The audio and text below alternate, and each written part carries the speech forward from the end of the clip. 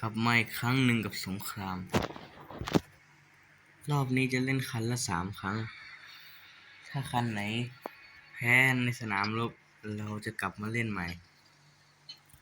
จนกว่าจะชนะได้เวลาเคลื่อนขบวนแล้ว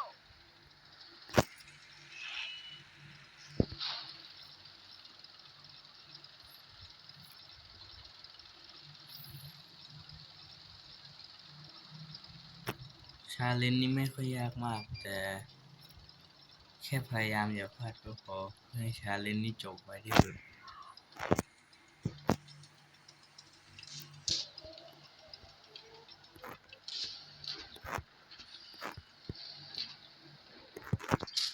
รถถังข้าศึกเสียหายแล้ว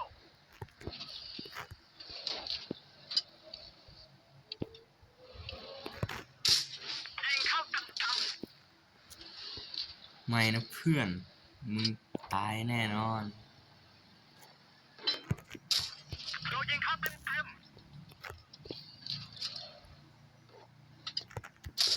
เข้าเป้าแล้วปีนตะขาบถูกยิงข้าศึกถูกยิงข้าศึกถูก จบ ทำ ไป ลาย 1หาเป้าหมาย เหลื ให้ อ เรา อีก ด้วย 4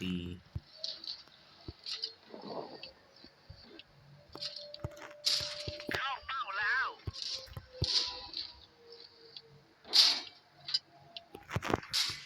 รถถังข้าศึกเสียหายแล้ว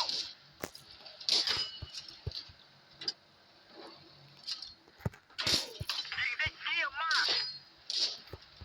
เหมือนว่าเกาะเราจะหนาพอที่จะรับแรงกระแทกของกระสุนฝ่ายตรงข้ามปีนตะขาบได้รับความเสียหาย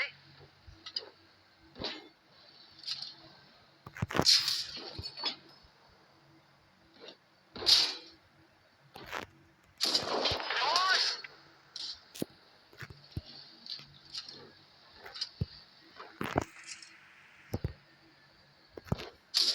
โดนแบบนั้นเจ็บหนักแน่นอน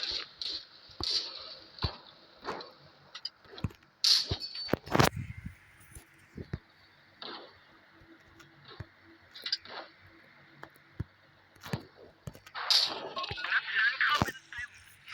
ปีนตะขาบใช้การไม่ได้เพราะอยู่กับที่ เข้าเป้าแล้ว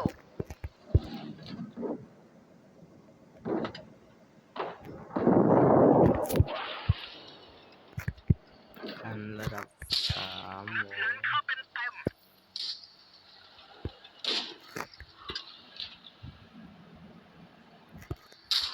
ข้าศึกถูกยิง สุดยอดมากเพื่อน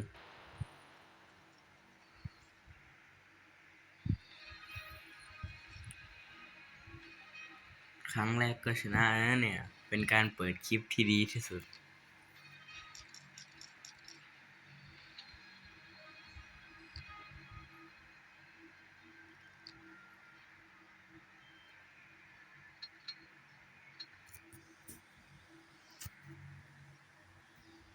มารอบที่2ร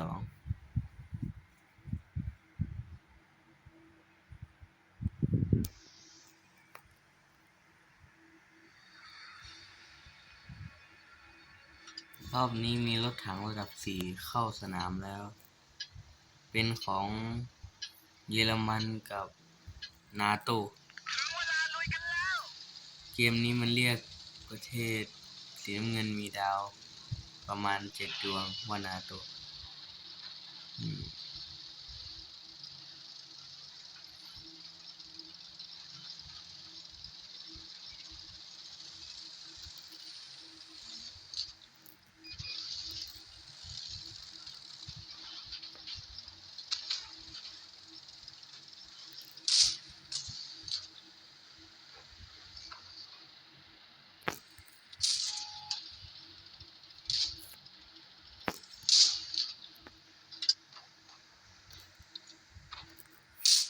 เข้าเป้าแล้ว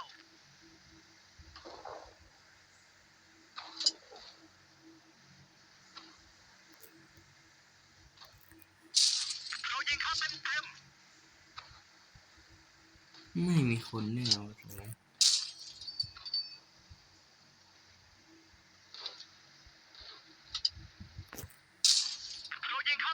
ดาเมจนี่ไม่อยากเห็นเลย เบลลอดเกินไป กระสุนเจาะเกาะรถถังข้าศึกถูกยิงกระสุนเจาะเกาะรถถังข้าศึก ทำไมทีมเราง่อยจังนี้ โดนแบบนั้นเจ็บหนักแน่นอน เพื่อนทีมเหลือ2 คนนี้ ศัตรูเหลือ4นี้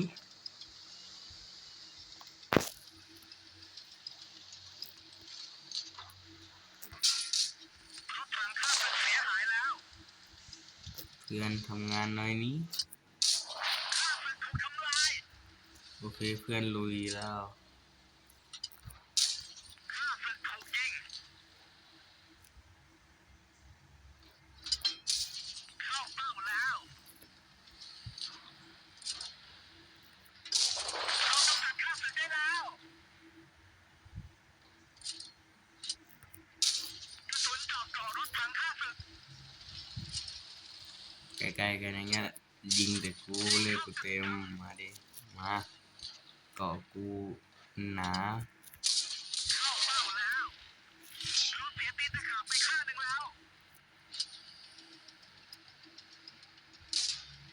เพื่อนมึงอย่าไปสู้อย่างนั้นดี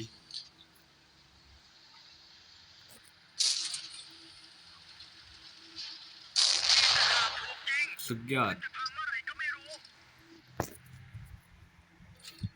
และก็ใช้ตานี้ก็ยังชนะอยู่ดี นี่ถือว่าเราจะได้ไปเล่นรถถังญี่ปุ่นกันแล้ว ถ้าชนะอีกตาหนึ่งอะนะ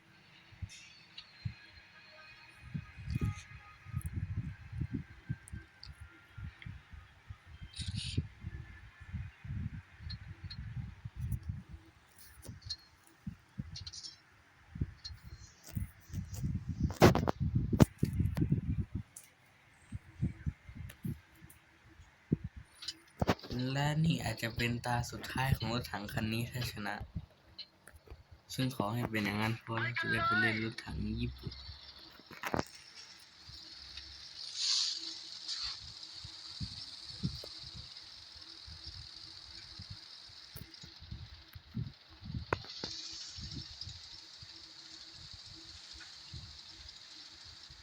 เพื่อนมึงต้องมีสกิบิดี้ความกล้าหน่อย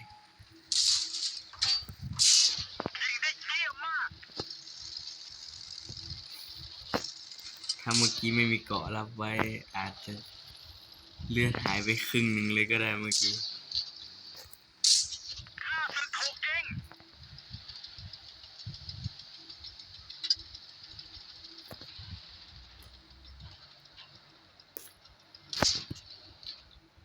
อ้าวคันเดียวกันนี้ ข้าศึกถูกยิง โอ้ เจาะเกาะไม่ได้ ด้านหน้ามันหนาขนาดนี้เลยลือ เรายิงเข้าเต็มๆกระสุนเจาะเกาะรถถังข้าศึก รถถังข้าศึกถูกทำลาย เพื่อนเอายังไงดีมันไปทางนู้นเลยโอเคตอนนี้เพื่อนเราเลือกที่จะบุกจากด้านบนเลยเว้ยอันนี้ถือเป็นความคิดที่อนาถที่สุดแล้ว เข้าเป้าแล้ว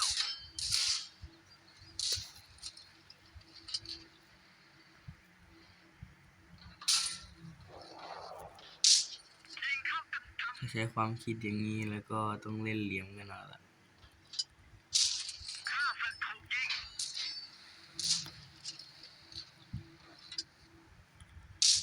เรายิงเข้าเต็ม ข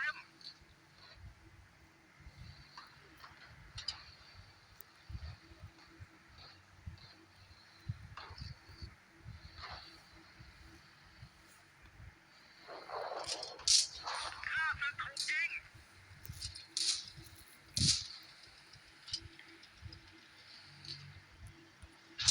อื้อหือ เรายิงเข้าเต็ม โดนได้ไงวะ ๆเราตอก กู หัวลงมันแน่ กูยิงยางขนาดนั้น ไม่ได้ยิงตีนตะขาบขนาดนั้น ไม่พังเว้ย นี่มันรถถังอิตาลีที่โหดที่สุด ทำลายหาเป้าหมายให้เราด้วย และก็จบไปแล้วกับรถถังเจอร์แมน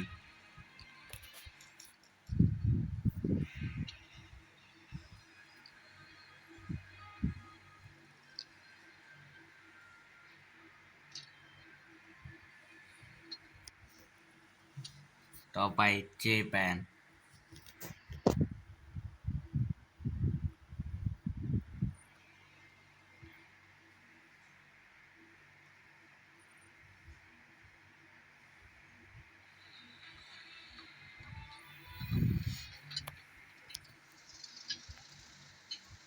รถถังเจแปนไม่ถึกเท่าเยอรมัน เพราะฉะนั้นเราจะเล่นเพย์เซฟกันในความเบาบางอันของเจแปนเนี่ยในญี่ปุ่นเรียกง่ายๆเลยดีกว่า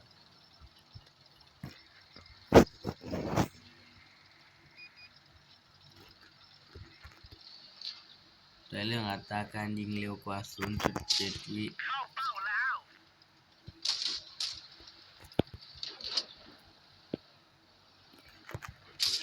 เข้าเป้าแล้ว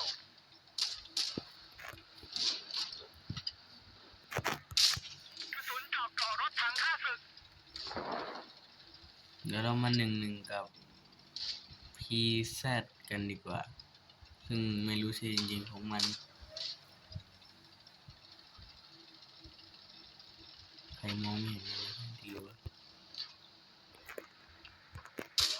เราตอกฝาลงมันแน่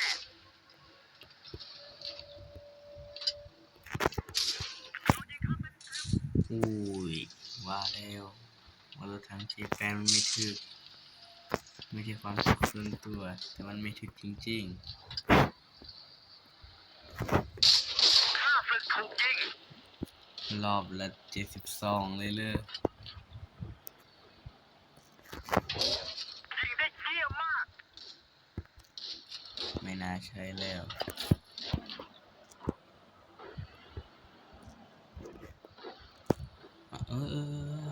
เห็นยิงว้าว รถถังข้าศึกเสียหาย โอ้ แล้ว โห เราเสียตีนตะขาบไปข้างหนึ่งแล้ว เราขยับไม่ได้ มันตัดการใช้อุปกรณ์ผม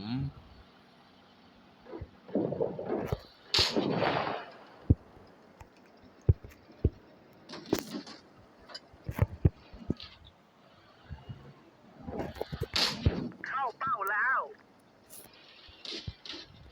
ตามหลักมันน่าจะหันตามไม่ทัน ไม่รถถังข้าศึกเป็นรอยยังไม่ได้เลยตีนตะขาบถูกยิงข้าศึกถูกยิง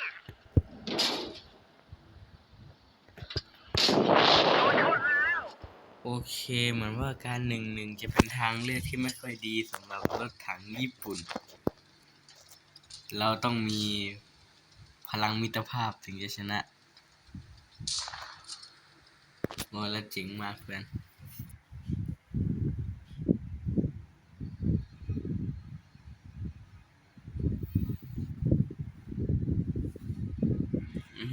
ดาเมจเลขมงคลมากครับทุกคน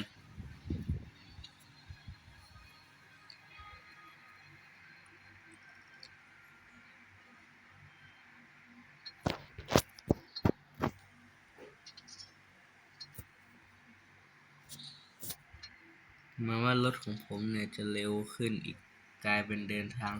33 กิโลเมตรต่อชั่วโมง30 กิโลเมตรต่อชั่วโมงเร็วแหละ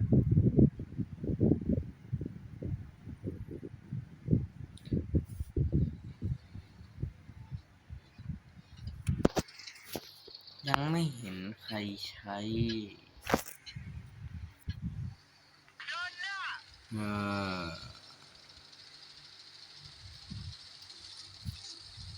KV1 เลยเว้ยหรือว่าโซเวียตมันไม่ใช่ประเทศที่คนเขาเรียกกันในแมปนี้ ไม่ในเกมนี้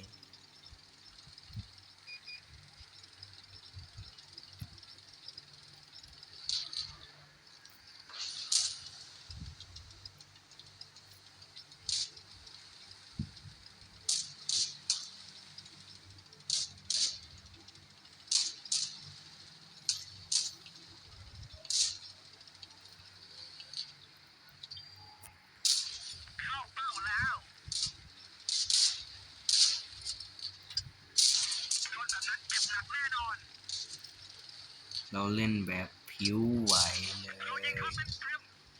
มันยังไม่รู้ตัวครับทุกคนมันยังไม่รู้ตัวว่าผมนั้นได้อยู่ด้านหลังมันเรียบร้อยแล้ว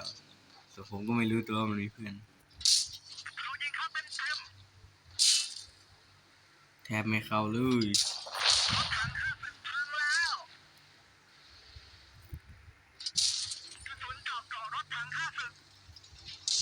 มันว่าเพื่อนจะไม่ค่อยอยากจะมาอยู่แนวหน้าสักเท่าไหร่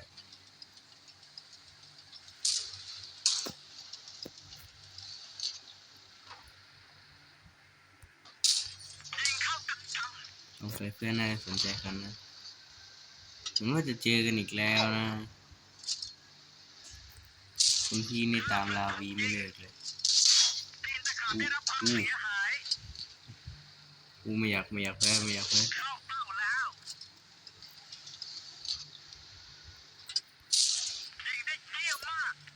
กับลำบิดสะโพก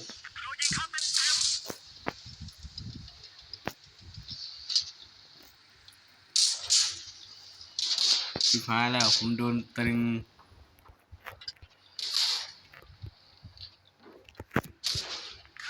หวังว่าเพื่อนจะชนะนะถ้าผมตาย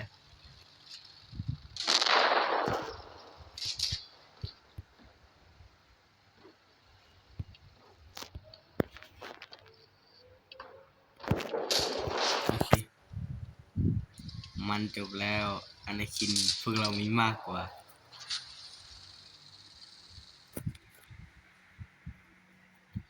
และครั้งที่2ของรถถังญี่ปุ่นก็ยังคงเป็น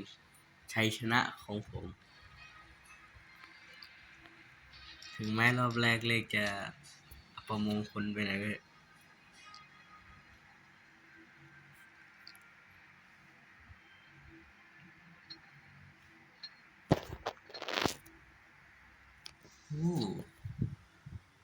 ชื่อในโลบอก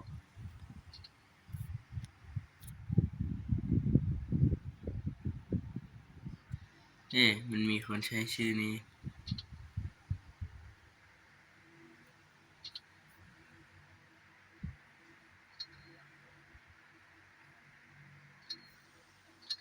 ผมจะรีบทำแล้วกัน ครั้งสุดท้ายของรถถังญี่ปุ่นละมั้ง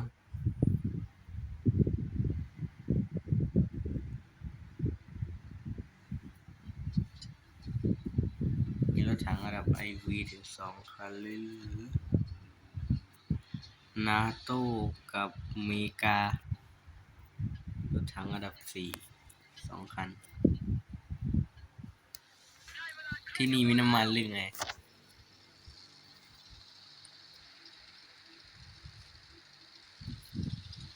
ไปไหนดิรถถังเจแปนดูลาดราวให้เพื่อนนำเพิ่มโอกาสรอดให้ตัวเองเล็กน้อยในบรรดาเลือดเราเท่ากับอิตาลี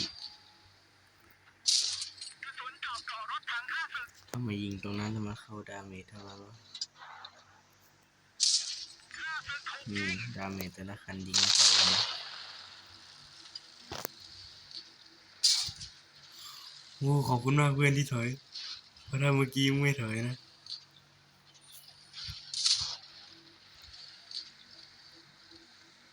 โอ้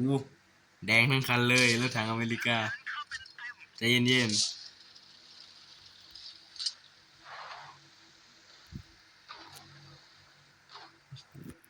อเมริกาไม่เกาะหนาจังวะ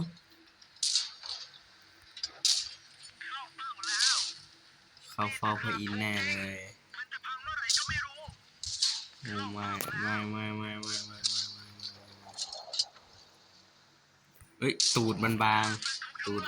มากรถถังคันนั้นตูดบางเบาว่าไงจะน้องเป็นรถถังโซเวียตนี่